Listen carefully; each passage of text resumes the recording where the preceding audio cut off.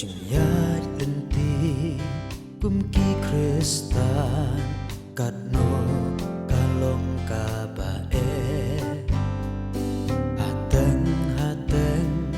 nis ngau du bo abawan jingya le abakiwan ki jeng ten shoy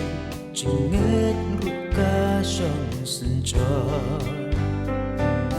Dani glen ban phai shu ble hang ta chim em kat lo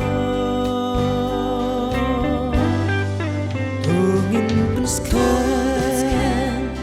ya la jingen kik mat shu trai tungin pe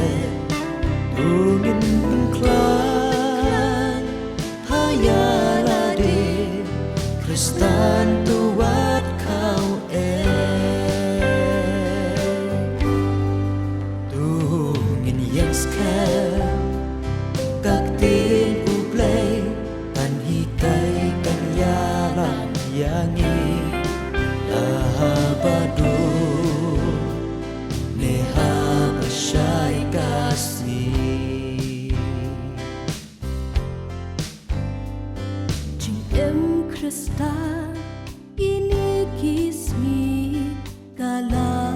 pesa tang hasla nong rembas ke ngila du no jinge ngi heruma ka jing ya in ka jing ya sha ka jing ngau lem la du no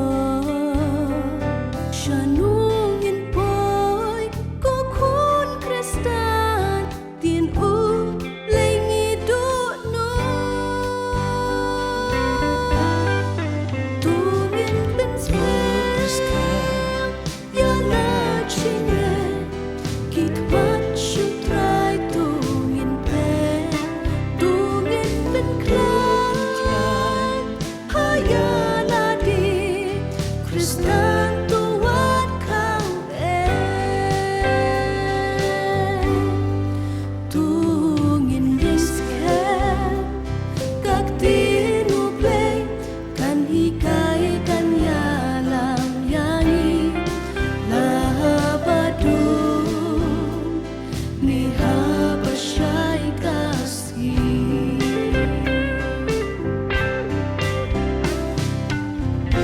Kristan tôi vẫn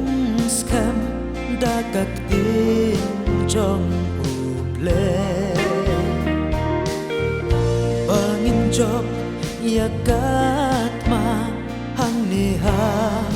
ka berthe tungin piskan ya la jinge kikman sutrai tungin pe tungin penklan